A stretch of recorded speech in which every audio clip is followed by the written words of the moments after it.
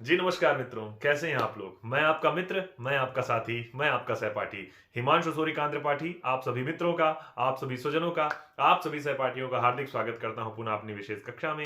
और आज के सेशन में मैं आपको ये तरीका जो आपको मिला है, ये केवल इस तरीके से कुछ विद्यार्थी ऐसे हैं जो कह रहे थे सर उस तरह से क्यों नहीं आते हैं आप, केवल बुक क्यों रहती है।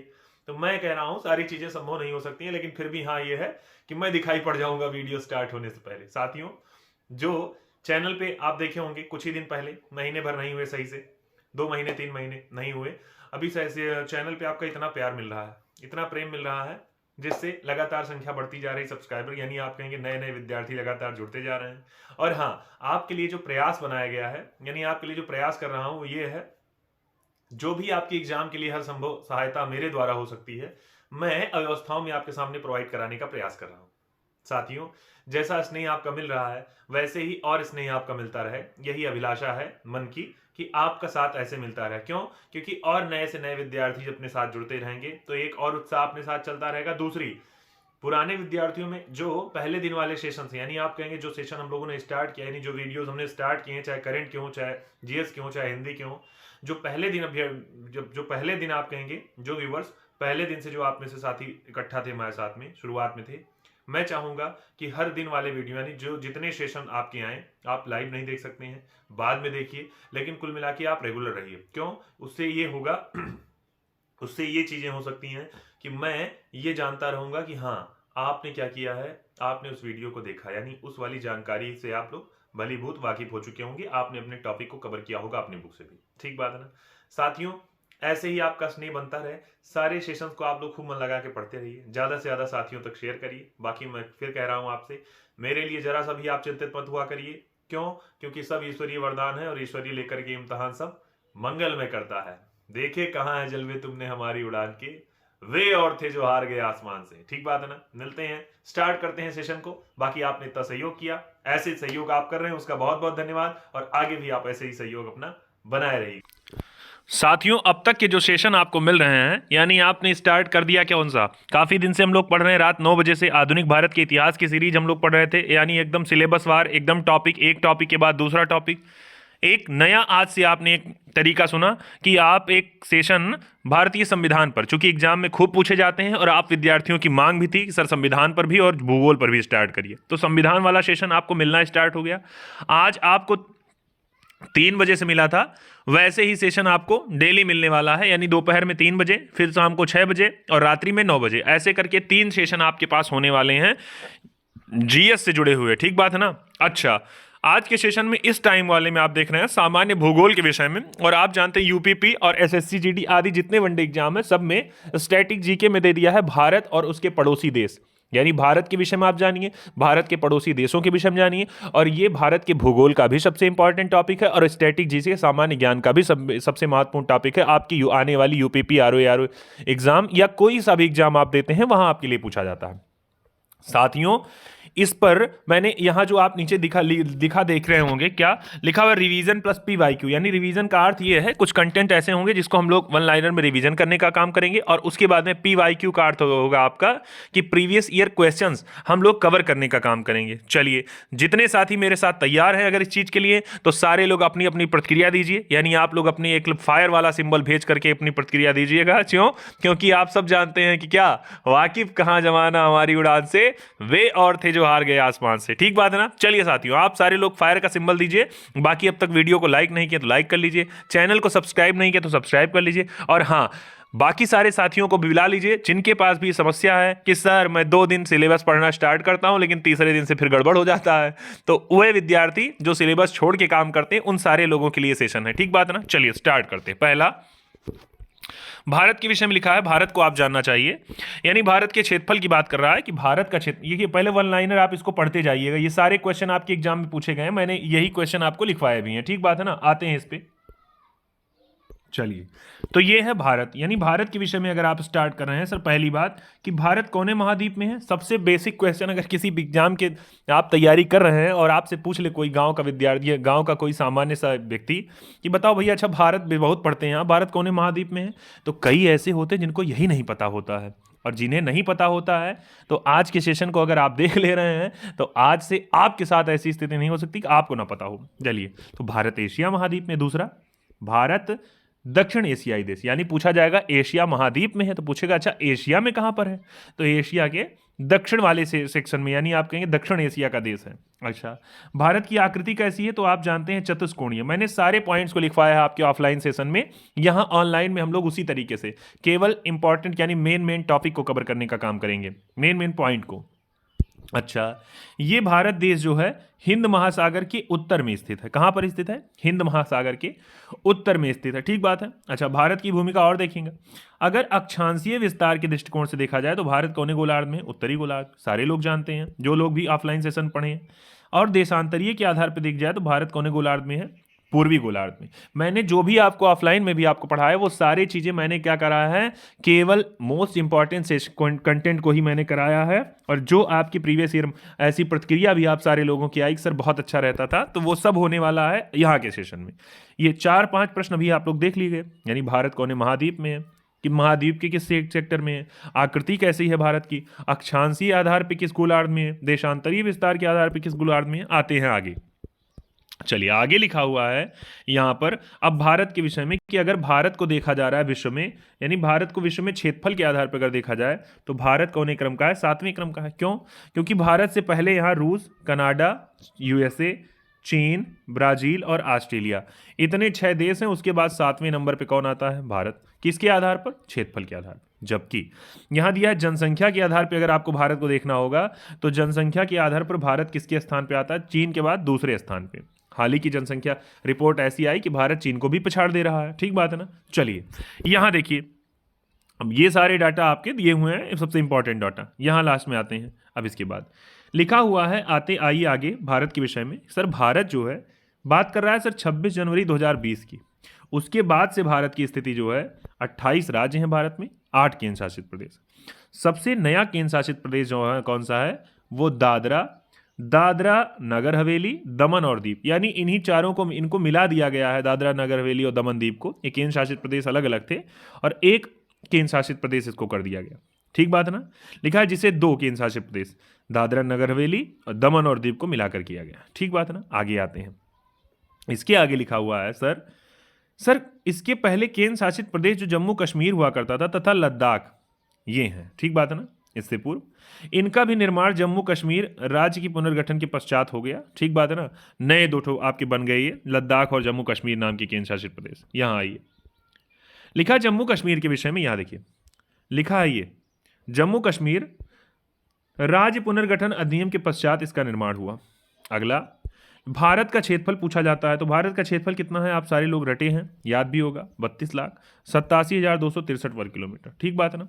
अच्छा, अगले पे अगर कहा जाए भारत क्षेत्रफल के आधार पर विश्व में कौन स्थान पे है, यानी भारत विश्व के स्थलीय भाग का 2.4% है, जबकि भारत में विश्व की जनसंख्या का कितने परसेंट, 17.5%। अब सोच के देखिए, क्षेत्रफल में 2.4, लेकिन विश्व में जनसंख्या में 17.5% की जनसंख्या। अब ये अनुमान किसके आधार पे है, 2011 की जनगणना के आधार पे। इतना मुझे लगता है सबको आ गया होगा। इसके आगे आते हैं, लिखा हुआ है भारत की, लिखा हुआ है ये भारत जो है, यानी मुख्य भूमि से अगर भारत का विस्तार किया जाए तो अगर उत्तर से लेकर के, यानी उत्तर में आप देखे होंगे तो लद्दाख सबसे ऊपर मिलेगा और दक्षिण में आपको मिलेगा कन्याकुमारी, तो यहां तक 3214 और पूर्व से लेकर पश्चिम तक 2933। अब ये किसकी बात कर रहा है, ये कह रहा है सर मुख्य भूमि की। मुख्य भूमि का मतलब जमीन की बात कर रहा है, ना कि जल वाले हिस्से की भारत के, ठीक बात है ना। तो ये आप लोग जान गए बेसिक बातें, 3214, 2933, 2.4, 17.5, 3287, 263, ठीक बात है ना। क्षेत्रफल के आधार पे 7वां, जनसंख्या के आधार पे दूसरा। ये सारे क्वेश्चन आप लोग पढ़ ले गए हैं इतनी देर में। मुझे लगता है आप लोगों को ये सेशन बहुत आनंद आने वाला है। 28 राज्य, 8 केंद्र शासित प्रदेश भी, ठीक बात है ना। और कब की बात है, तो 26 जनवरी 2020 की। Very good. चतुष्कोणीय आकृति और दक्षिण एशियाई देश, महाद्वीप, एशिया देश है ये, और एशिया महाद्वीप का। बहुत बढ़िया। चलिए, आप लोग अपनी प्रतिक्रिया दीजिएगा एक बार। चीज़ें आपको अच्छी लग रही हैं तो आप प्रतिक्रिया दीजिएगा, ठीक बात है ना। प्रतिक्रिया आप एक बार फायर वाला ही सिंबल लगाइएगा, ठीक बात है ना, फायर वाला ही ना, पुष्पा झुकेगा नहीं वाला। चलिए आगे आइए। अगले में लिखा हुआ है संसार के 10 बड़े देशों की बात कर रहा है। तो देखिए अलग अलग तरीके से इसमें ये मैप आपको दे दिया है। इसमें सबसे नंबर 1 पे दे रहा है रूस का नाम दे रहा है, जबकि दूसरे पे कनाडा, तीसरे पे आप देख रहे हैं तो किसका नाम है, कहाँ दिया है, तीसरे पे यूएसए का नाम, चौथे पे आप देख रहे हैं चीन का नाम, पांचवें नंबर पे आप देख रहे हैं ब्राजील, छठे पर आप देखेंगे तो ऑस्ट्रेलिया, सातवें पे आपको मिल रहा है एक देश जिसका नाम क्या है, भारत, आठवें पे आपको मिल रहा है एक देश जिसका नाम अर्जेंटीना, नवें पे कजाकिस्तान, 10वें पे अल्जीरिया। आप सारे देशों के विषय में जानते होंगे। 2, 3, 5 और 8 नाम के जो देश हैं, 2, 3 है आपका किसमें, उत्तरी अमेरिका में, 5, 8 है दक्षिणी अमेरिका में, और यहाँ आप देखेंगे अफ्रीका में है अल्जीरिया, ऑस्ट्रेलिया में ऑस्ट्रेलिया हो गया, एशिया में कजाकिस्तान, चीन और भारत, साथ ही रूस भी आपका यूरेशिया वाले सेक्टर में। तो ये आप कवर करे रहिए इसके विषय में। अगले पे आते हैं इसके बाद। अब देखिए यहाँ पर सबसे इंपॉर्टेंट सेक्शन में ये भी आपको मिल रहा है, लिखा हुआ है भारत के कुल क्षेत्रफल का, ये पूछा जाता है एग्जाम में। भारत के कुल क्षेत्रफल 32,87,263 किलोमीटर है भारत का क्षेत्रफल में। कह रहा है इसी क्षेत्रफल में से क्या हो रहा है, गैर कानूनी ढंग से पाकिस्तान के कब्जे वाला जो हिस्सा है वो कितना है, 78,114, यानी 78,114 वर्ग किलोमीटर जो है किसके कब्जे में है, पाकिस्तान के कब्जे में है। ठीक बात है ना। और पाकिस्तान द्वारा चीन को दे दिया इसमें से भी हिस्सा कितना है, 5,180 वर्ग किलोमीटर। यानी आप कहेंगे जो 78,114 किलोमीटर पाकिस्तान के पास था उसमें से 5,180 किलोमीटर किस वर्ग किलोमीटर किसको दे दिया गया, तो चीन को दे दिया, यानी गैर कानूनी ढंग से चीन को दिया इसने।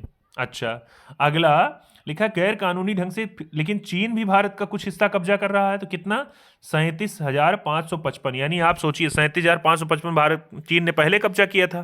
ठीक बात है ना, अक्साई चीन। और आप कह रहे हैं दूसरा पाकिस्तान में भी उसको 5,180 किलोमीटर दे दिया, वर्ग किलोमीटर दे दिया। ठीक बात है ना।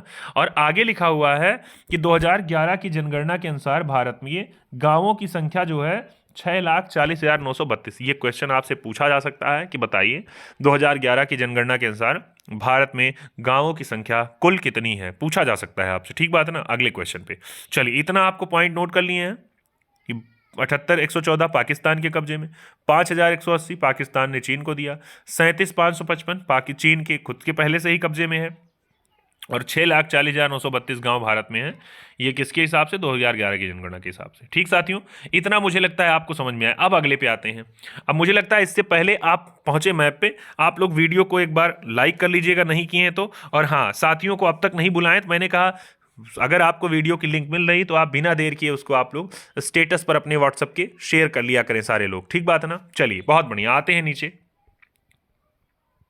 चलिए, हाँ, ये विश्व का मानचित्र है। यानी विश्व के मानचित्र में आप देखेंगे तो बहुत सारे आपको देश दिखाई पड़ेंगे, जिसमें भारत की भूमिका आपको ये यहाँ दिखाई पड़ेगी।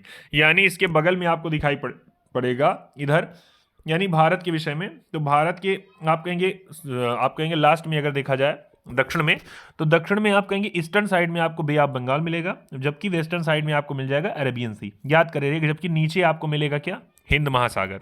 और ये है आपका इंडिया का मैप, यानी विश्व का मैप में भारत की भूमिका। ठीक बात है ना। और एशिया के महाद्वीप में दक्षिण में है, इसी वजह से इसको दक्षिण एशियाई महाद्वीप का देश कहा जाता है। ठीक बात है ना। चलिए, अगले क्वेश्चन पे आते हैं। यहाँ अब स्टार्ट करते हैं अगली सीरीज को।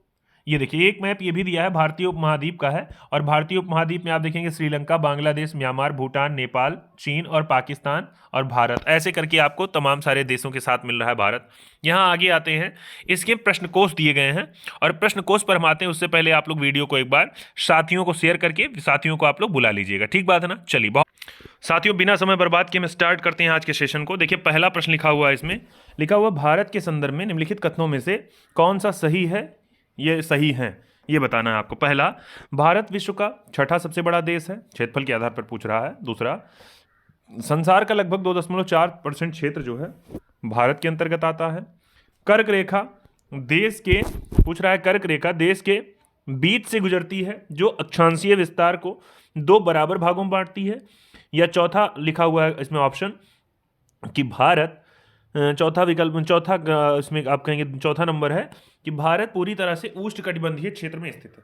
आपको बताना है इसका उत्तर कौन सा हो जाएगा, यानी कौन सा इसमें ऐसे है जो सही है, या कितने ऐसे हैं जो सही हैं। तो आप सारे जानते हैं। देखिए, पहला तो हो गया गलत, इसका मतलब दूसरा सही हो गया। फिर कर्क रेखा देश के बीचों बीच से गुजरती है, तो आप सारे लोग जानते हैं सर सही बात है। कर्क रेखा 23.5 डिग्री नॉर्थ जो है ये गुजरती है, तो ये भी सही है। भारत पूरी तरह से उष्णकटिबंधीय, देखिए ये पॉइंट आप देखिएगा, ये पॉइंट आप सारे लोग व्याख्या समझ करके करिएगा, यहाँ उत्तर डायरेक्ट मत दीजिएगा। ठीक बात है ना। यहाँ देखिए, व्याख्या में लिखा हुआ है, देखिए इसका सी वाला यानी 2 और 3 इसमें सही बता रहा है, बाकी आपके गलत बता रहा है। ठीक बात है ना। तो कर्क रेखा पूरी तरह से भारत पूरी तरह से उष्णकटिबंधीय क्षेत्र में नहीं है, इसी वजह से कहा जाता है भारत उपोष्णकटिबंधीय में है। यहाँ देखिए आते हैं व्याख्या पे, पढ़िएगा मेरे साथ। ये बहुत जरूरी है जो आप आज के सेशन में पढ़ रहे हैं, क्योंकि ये पहला आज का सेशन है भूगोल का भी, यानी पहला सेशन है। इसके बाद दूसरे दिन से जब देखेंगे तो एक क्रम में आप आ जाएंगे। अच्छा खैर आज वाला सेशन जो है ये यूपीपी एसएससी जीडी आरओ यानी जितने एग्जाम हैं उनके लिए सबसे विशेष, यानी आप कहेंगे 2 नंबर 1 नंबर का क्वेश्चन तो आपको यहाँ से पूछा ही जाएगा। अगर भूगोल में सारे टॉपिक से पूछा जाएगा तो यहाँ से कोई सा पड़ोसी देश पूछ सकता है, कोई सी सीमा पूछ सकता है, या कितने किलोमीटर की सीमा पूछ सकता है, कुछ भी पूछा जा सकता है आपसे। यहाँ भारत के विषय में लिखा हुआ, भारत 7वां बड़ा देश है। फिर आगे कह रहा है भारत का अक्षांशीय विस्तार जो दिया है 6 डिग्री 45 मिनट से 37 डिग्री 6 मिनट।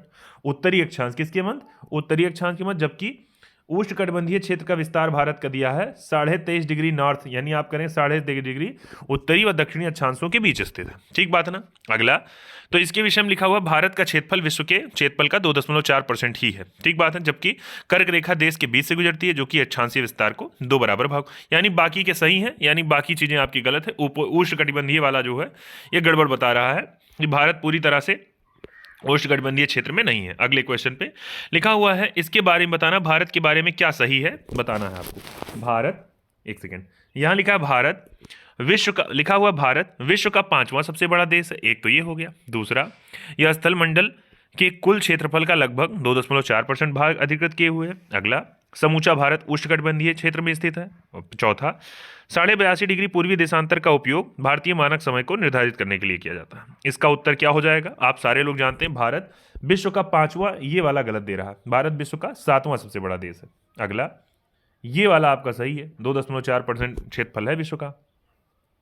समूचा भारत उष्णकटिबंधीय, अभी आपने कहा ये गड़बड़ हो रहा है, यानी अगर कहेंगे पूरी तरीके से उष्णकटिबंधीय की तो ये गड़बड़। और चौथा है 82.5 डिग्री पूर्वी देशांतर भारत की मानक समय रेखा। देखिए 1, 3, 1, 2 और 4 इसके सही विकल्प हो रहे हैं। तो इसमें ऑप्शन क्या दे रहा है, इसमें दे रहा है डी वाला, यानी 2 और 4 को बता रहा है। अच्छा एक सेकेंड, सही को कह रहा है ना, चलिए ठीक, हाँ सही को कह रहा था ना कि गलत को। तो इसका 2 और कौन सा 4 यही सही निकल रहा है, यानी इसका जो लोग डी ऑप्शन दे रहे हैं एकदम राइट उत्तर दे रहे हैं। अगले क्वेश्चन पे आते हैं। नेक्स्ट क्वेश्चन देखिए, ये इंडिया का मैप आप देख रहे हैं, मैंने शामिल कर लिया इंडिया का मैप। अभी जहाँ जहाँ आवश्यकता पड़ेगी तो यहाँ देखिए इंडिया के मैप को अगर आप लोग देख रहे हैं तो यहाँ शुरुआत करिए मेरे साथ। यानी इंडिया के ऊपर साइड में आप देखेंगे, यानी भारत के पड़ोसी देशों में आप कहेंगे तो दक्षिण में देखेंगे तो इंडियन ओशियन है, लेफ्ट साइड में आप कहेंगे अरेबियन सी है, राइट साइड में आप देखेंगे बे ऑफ बंगाल है, जबकि यहाँ लेफ्ट साइड में देखेंगे तो यहीं पर आपको लक्षद्वीप, आपके बाद आपको मिल जाएगा कौन सा, मालदीव मिल जाएगा। और यहाँ ईस्टर्न साइड में आप देखेंगे अंडमान निकोबार के साथ बाद में आपको इंडोनेशिया मिल जाएगा। ठीक बात है। यहाँ आप कहेंगे ईस्ट में आपको मिलेगा, ईस्ट में एकदम म्यांमार मिल जाएगा, ईस्ट में आप बीच में यहाँ बांग्लादेश मिल रहा है, ऊपर आप देखेंगे तो यहाँ भूटान मिल रहा है आपको, सिक्किम मिल रहा है, और इधर मिल रहा है कौन सा, अच्छा भूटान मिल रहा है और कौन सा, चाइना मिल रहा है, नेपाल मिल रहा है। ऊपर साइड में आएंगे तो यहाँ अफगानिस्तान एकदम ऊपर साइड में, थोड़ी सी सीमा अफगानिस्तान जो कि वर्तमान समय में पाकिस्तान के कब्जे में है। और आप कहेंगे दूसरा यहाँ पे पाकिस्तान की सीमा लगी हुई पूरी गुजरात तक, यानी आप कहेंगे लद्दाख से लेकर के गुजरात तक सीमा लगी हुई पाकिस्तान से। ठीक बात है ना। तो ये इतनी बातें होंगी भारत के विषय, मैप के विषय में। अब आते हैं अगले क्वेश्चन पे।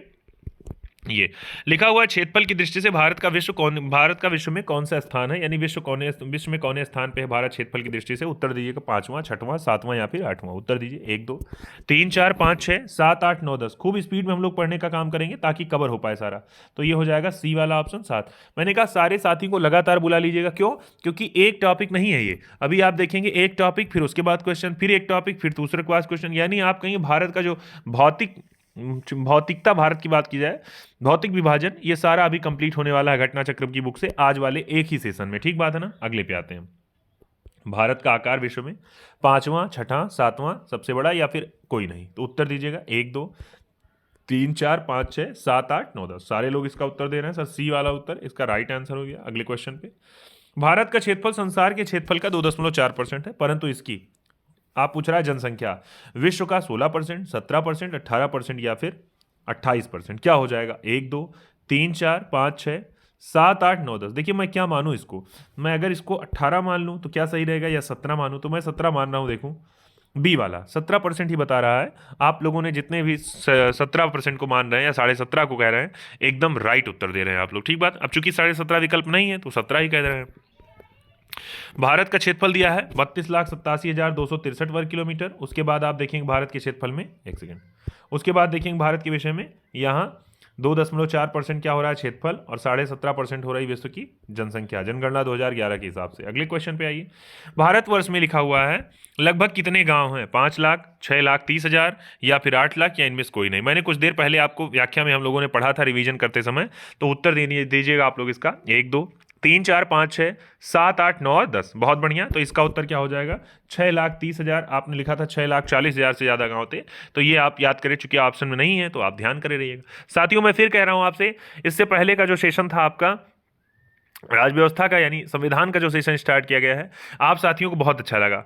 पहला दिन था, इस वजह से सब लोग पहले से तैयार नहीं थे, या जो भी बातें हुई होंगी। लेकिन अब पॉलिटी स्टार्ट हो रही, तो आप जानिएगा आपकी परीक्षा होने वाली 18 फरवरी को, या एसएससी जीडी की भी परीक्षा आपकी फरवरी सेकेंड वीक से ही स्टार्ट होगी। तो आरओ का एग्जाम भी आपका फरवरी में ही है। मैं फिर कह रहा हूं कि तब तक के लिए आप एक बार देखिएगा, हर दिन मैं एक एक टॉपिक कवर कराऊंगा, तो आप खुद ही देखिएगा।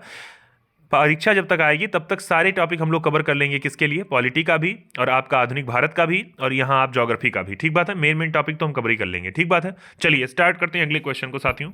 इसी वजह सारे साथियों को बुलाइएगा। देखिए 6,40,932 गांव भारत में 2011 की जनगणना के हिसाब से। अगले क्वेश्चन पे आइए।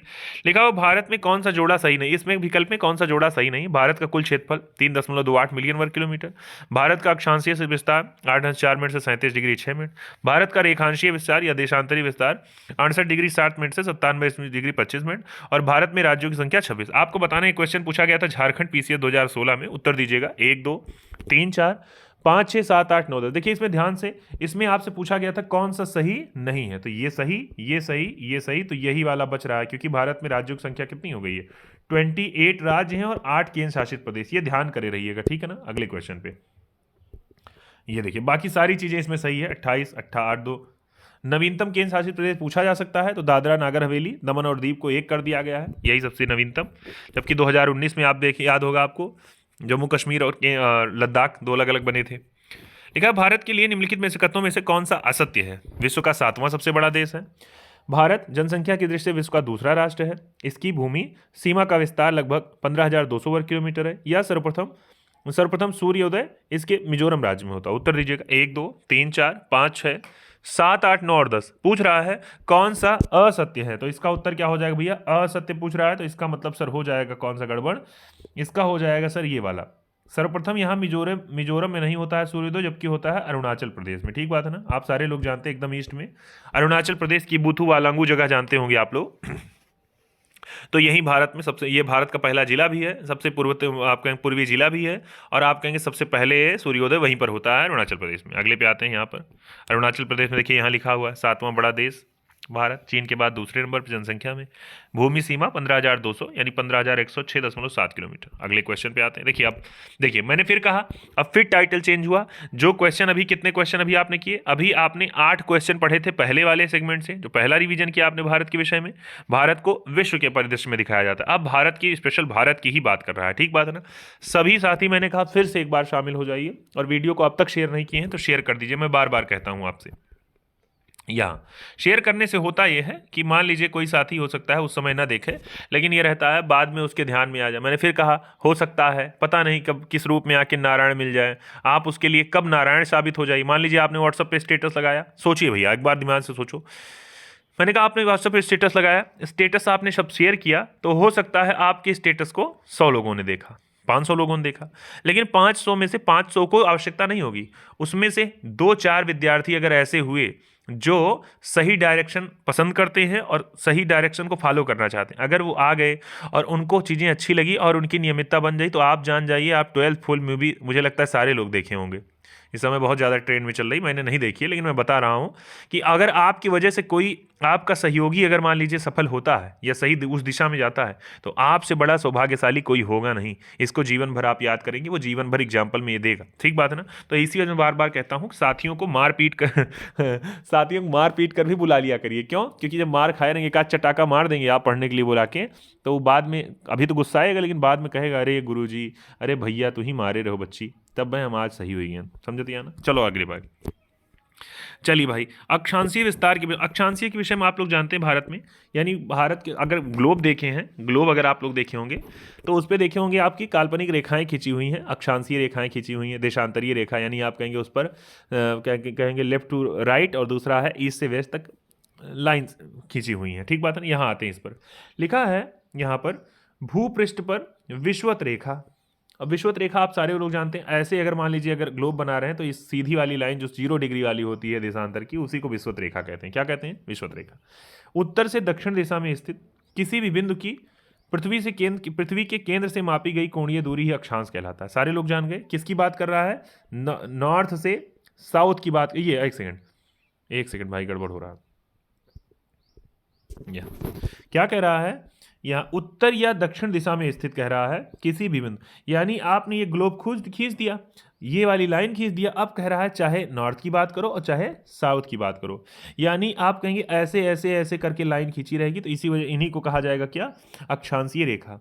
अक्षांश रेखाएं काल्पनिक है, पृथ्वी के चारों ओर पूरब से पश्चिम दिशा में विषुवत रेखा के समानांतर खींची गई। अब सारे लोगों को ध्यान में आ गया कि कौने दिशा में? तो पूरब से पश्चिम दिशा में खींची गई है।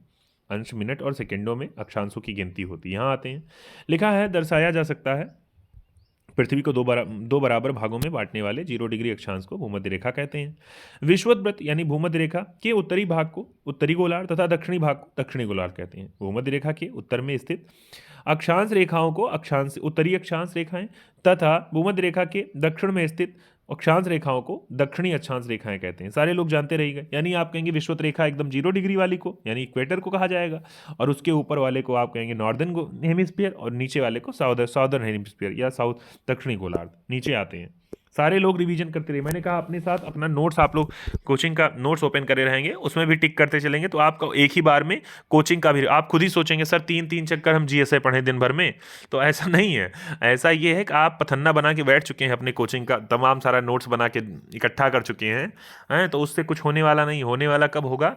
आपने दिन को 3 खंड में विभाजित कर लिया और आपने सोचा कि मैं अलग से नहीं, जब सर पढ़ाएंगे उसी समय मैं अपना कोचिंग का नोट्स भी ओपन कर लूँगी।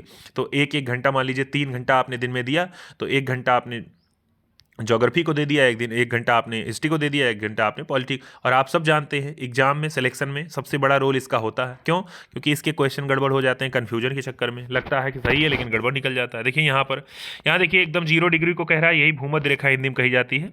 ऊपर उसके उत्तरी गोलार्ध, नीचे इसके दक्षिणी गोलार्ध, यानी उत्तरी अक्षांश रेखाएं जो उत्तर में खींची गई हैं और नीचे दक्षिणी अक्षांश रेखा। यहाँ देखिए देशांतर की बात भी दिखा रहा है, यानी सबसे 0 डिग्री जो देशांतर एकदम खड़ी खड़ी लाइन है उसे ग्रीनविच रेखा कहा जाता है। उसके पूर्व में पूर्वी देशांतर, पश्चिम में पश्चिमी देशांतर। आते हैं नीचे, लिखा है यदि अक्षांश रेखाओं की, यहाँ देखिए लिखा हुआ है यदि अक्षांश रेखाओं को 1 डिग्री के अंतराल पर खींचा जाए तो उत्तरी गोलार्ध में 89 अक्षांश रेखाएं, दक्षिणी गोलार्ध में 89, यानी 89 जोड़ेंगे तो ऐसे पहुंच जाइए। आगे कहेंगे विषुवत वृत्त को लेकर अक्षांश रेखाओं की कुल संख्या पूछा जाता है वनडे एग्जाम में, कितनी है? तो आप जाने रहिए 179। 2 समांतर अक्षांश रेखाओं के मध्य की दूरी लगभग 111 किलोमीटर। ये भी क्वेश्चन पूछा गया है, 2 समांतर अक्षांश रेखाओं के बीच की दूरी कितनी है? 111 किलोमीटर। अगले पे लिखा हुआ है भूपृष्ठ पर उत्तरी ध्रुव और दक्षिणी ध्रुव को मिलाने वाली काल्पनिक रेखा जो 2 बराबर भागों में बांटती है उसे प्रधान यामोत्तर कहा जाता है। ठीक बात है ना। अगले पे लिखा है ग्रीनविच। अब प्रधान यामोत्तर किसकी बात कर रहा है? उत्तर से दक्षिण की बात कर रहा है। उत्तर ऊपर होता है, दक्षिण नीचे होता है, याद कर रहेगा। तो प्रधान यामोत्तर उसी की बात कर रहा है। देशांतर पे आप चलने चाहिए, यानी 0 डिग्री देशांतर ही को प्रधान यामोत्तर कहा जाता है। ये भी जान गए, वनडे एग्जाम में खूब पूछा जाता है क्वेश्चन कि बताइए 0 डिग्री देशांतर रेखा को क्या कहा जाता है? देशांतर, तो आप कहिएगा उसे प्रधान यामोत्तर रेखा कहा जाता है या ग्रीनविच रेखा कहा जाता है। ठीक बात है ना। अगले पे प्रधान यामोत्तर पूर्व और पश्चिम में उत्तरी ध्रुव और दक्षिणी ध्रुव को मिलाने वाली काल्पनिक रेखाओं को देशांतर रेखाएं कहा जाता है। ठीक बात है ना। यानी आपने अभी समझ लिया सर, अक्षांश रेखाएं वे होती हैं जो पूरब से पश्चिम की ओर खींची जाती हैं, और देशांतर रेखाएं वो होती हैं जो उत्तर से दक्षिण या दक्षिण से उत्तर की ओर खींची जाती हैं। ठीक बात है ना। अगले पे आते हैं, यहाँ इसमें लिखा हुआ है देशांतर रेखाएं समांतर नहीं होती, जबकि अक्षांश रेखाएं समांतर थी। ध्रुवों से विषुवत रेखा की ओर बढ़ने पर देशांतर रेखाओं के मध्य की दूरी बढ़ती जाती है।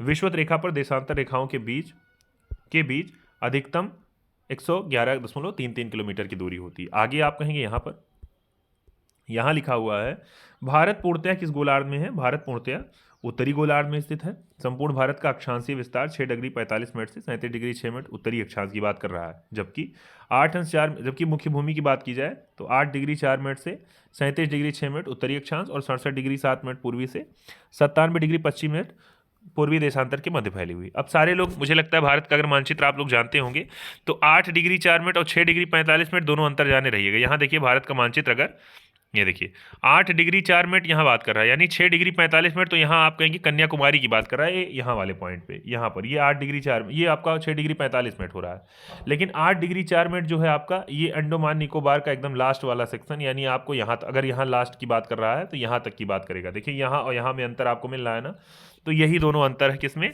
8 डिग्री 4 मिनट और आपका 6 डिग्री 45 मिनट में। ठीक बात है ना, तो याद करे रहिए। अगले क्वेश्चन पे आते हैं भैया।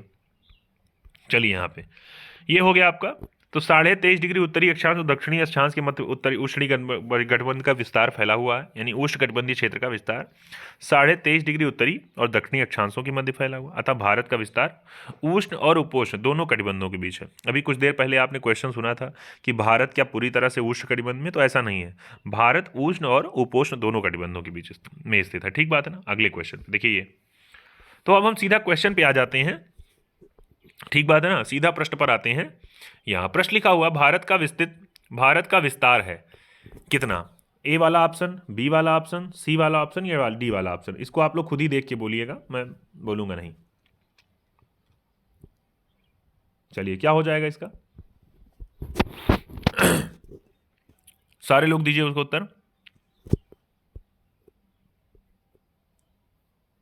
बताइए।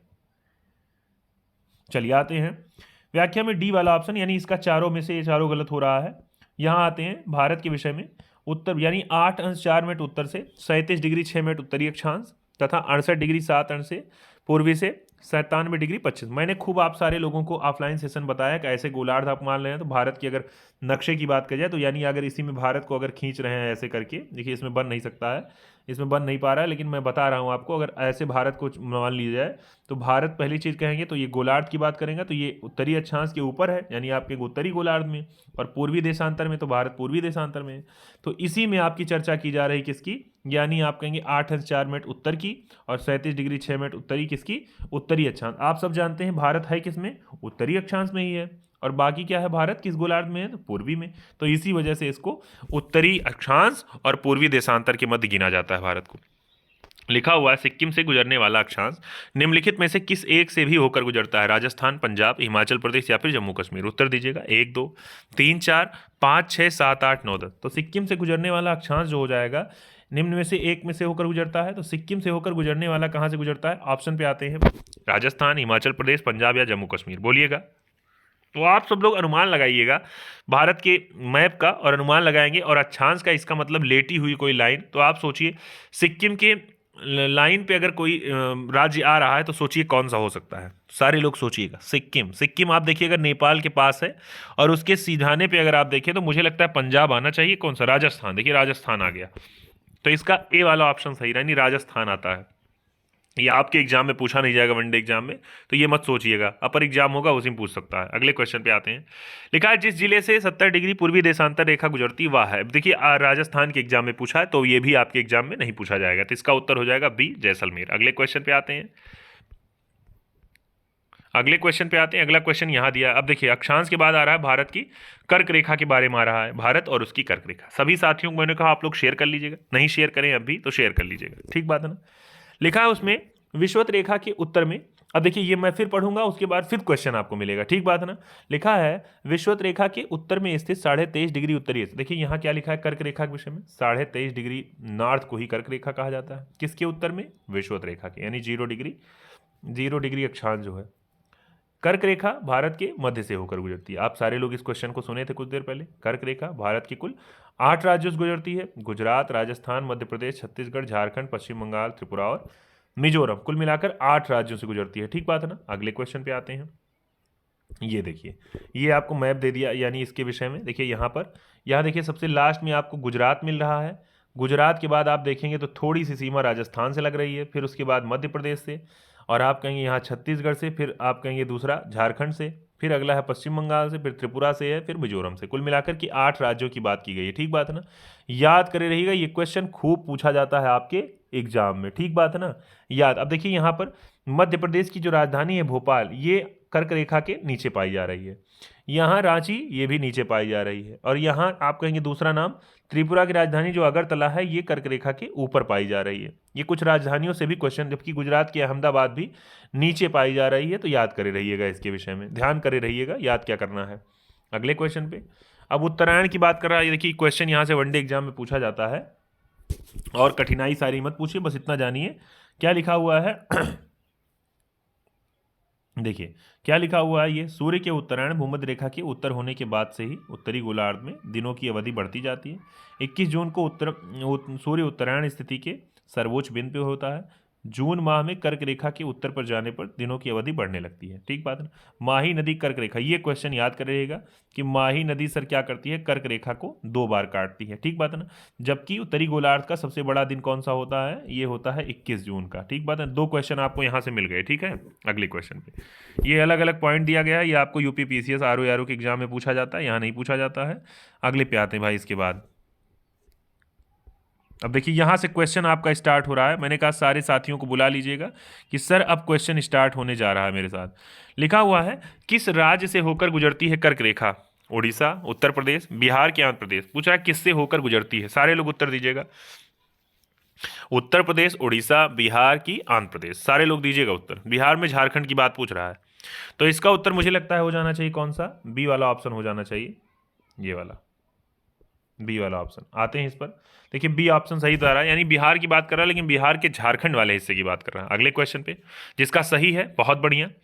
यहाँ देखिए लिखा हुआ है, कर्क रेखा निम्नलिखित में से किन राज्यों से होकर गुजरती है? तो दिया है गुजरात, छत्तीसगढ़, उत्तर प्रदेश या झारखंड। आप सारे लोग जानते हैं सर, गुजरात सबसे पश्चिम में, और आप कहेंगे उसके बाद कौन सा है, छत्तीसगढ़ भी मिल रहा है और झारखंड। तो ये 1, 2 और 4, सारे लोग उत्तर दीजिएगा कौन सा सही, ए वाला, बी वाला, सी वाला या डी वाला।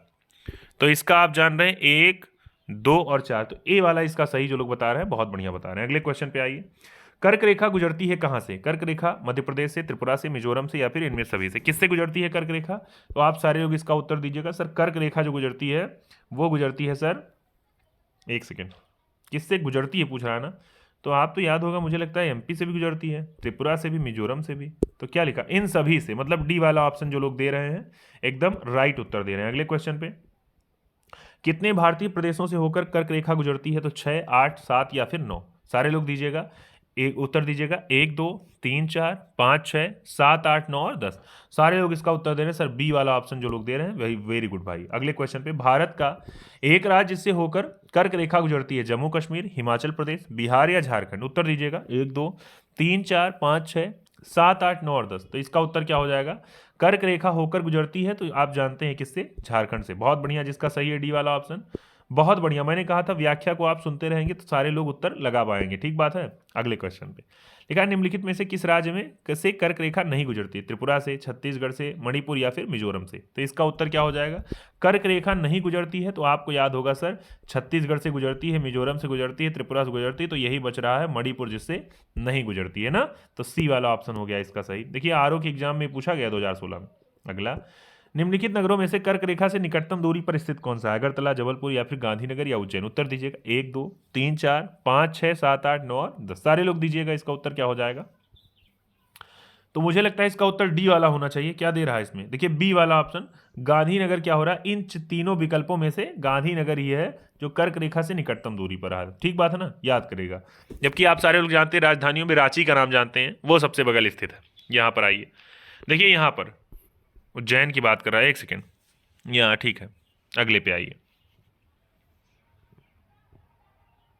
लिखा हुआ है, निम्नलिखित में से कौन सा कर्क रेखा के निकटतम है? दिल्ली, कोलकाता, जोधपुर या नागपुर। उत्तर दीजिएगा, 1, 2, 3, 4, 5, 6, 7, 8, 9, 10, सारे लोग दीजिएगा उसका उत्तर। व्याख्या पर आते हैं हम लोग, बी वाला, जो लोग कोलकाता बता रहे हैं, सी बी वाला ऑप्शन वो सही बता रहे हैं। मैंने फिर कहा आपसे, आज का जो सेशन है जरूरी नहीं है, जैसे मैंने कहा कि अगर आप लोग लाइव नहीं देख पा रहे हैं तो कोई अधीर होने की आवश्यकता नहीं है।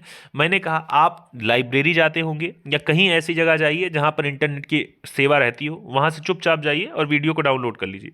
ठीक बात है ना, वीडियो को डाउनलोड करके भी देख सकते हैं, या किसी भी तरीके से, मतलब ये है आपका कि अगर इस दिन का टारगेट आप रख रहे हैं कि आज मुझे सर ये वाला टॉपिक सर के साथ मेरे साथ अगर तय कर रहे हैं अपनी यात्रा, तो मेरे साथ तय करनी है, तो आप ना देख पाइए लाइव, तो आप, और हाँ इंटरनेट भी आपके पास ना हो, तो आप जाइए कहीं से वीडियो को डाउनलोड कर लीजिए, उसके बाद आप देखिए, लेकिन कुल मिलाकर देखिए जरूर अगर मेरे साथ। क्यों? क्योंकि अगर आज नहीं देख पाएंगे तो देखेंगे कल वाले दिन मैं दूसरे टॉपिक पे आऊँगा, परसों तीसरे वाले टॉपिक, और आप छूटते चलेंगे। तो मुझे देखना है कि कौन सा ऐसा विद्यार्थी बहादुर हो सकता है जो मेरे साथ कदम से कदम मिला के चलने के तो तैयार हो। ठीक बात है ना? अगले क्वेश्चन पे आइए। ये क्वेश्चन भी पूछ रहा है आपसे, लिखा है निम्नलिखित में से कौन सा अक्षांश भारत को दो बराबर भागों में बांटता है? तो 23.5 डिग्री दक्षिण, 23.5 डिग्री 33 डिग्री, या फिर 23.5 डिग्री उत्तर, या 0 डिग्री। सारे लिख दीजिएगा उत्तर, 1 2 3 4 5 6 7 8 9 10। तो सारे लोग इसका उत्तर देंगे सर कौन सा? 23.5 डिग्री उत्तर जो है, जो कर्क रेखा है, यही काटती है भारत को ना। चलिए आगे आते हैं। लिखा है निम्नलिखित में से कौन सा भारतीय राज्य कर्क रेखा के उत्तर में स्थित है? ये पूछ लिया आपसे क्वेश्चन मजेदार। झारखंड, मणिपुर, या फिर आपसे कह रहा है अगला कौन सा? झारखंड, मणिपुर, एक सेकेंड, झारखंड, एक सेकेंड भाई, झारखंड, मणिपुर, मिजोरम, या फिर त्रिपुरा। पूछ रहा है कौन सा कर्क रेखा के उत्तर में स्थित है। सारे लोग इसका उत्तर दीजिए भैया, क्या हो जाएगा? 1 2 3 4 5 6 7 8 9 और 10। आते हैं इस पे, इसका बी वाला यानी मणिपुर क्या हो रहा है? एक सेकेंड भैया, मणिपुर कर्क रेखा में उत्तर में होगा। मैंने कहा एक क्वेश्चन मैंने हो सकता है जल्दबाजी में करवा दिया होगा। एक सेकेंड, कौन सा क्वेश्चन था भाई? ये क्वेश्चन था, किससे कर्क रेखा होकर नहीं गुजरती? मिजोरम से, त्रिपुरा से, मणिपुर से, या फिर सी है छत्तीसगढ़। तो मणिपुर ही तो था। एक सेकेंड, यहाँ क्या दिया है?